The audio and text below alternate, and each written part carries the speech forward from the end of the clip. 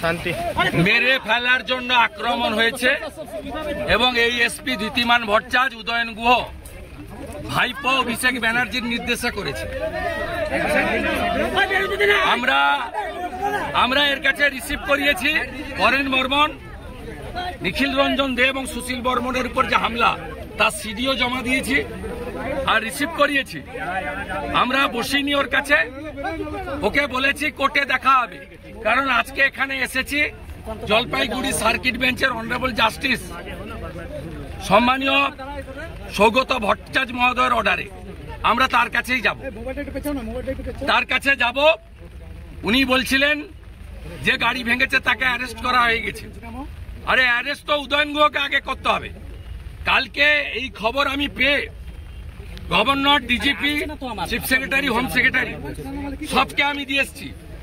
2021 সালে honourable justice Rajshekhar মান্থার দুটো order আছে, কমিউনিকেট করেছে আমার লয়ার। তারপরে ওই জিনিস করেছে, খুব প্রমাণিত।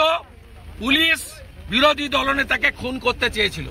খুনের মামলার প্রত্যক্ষ আসামি যদি উদয়ন গুহ হয়, পরোক্ষ আসামির নাম Dhritiman Bhattacharya, promotee WR IPS। প্রত্যক্ষ খুনি যদি উদয়ন গুহ হয়, পরোক্ষ খুনি হচ্ছে ধৃতিমান ভট্টাচার্য। এই খুনির সঙ্গে ধৃতিমান ভট্টাচার্য এই খুনির সঙ্গে কোর্টেই দেখা হবে।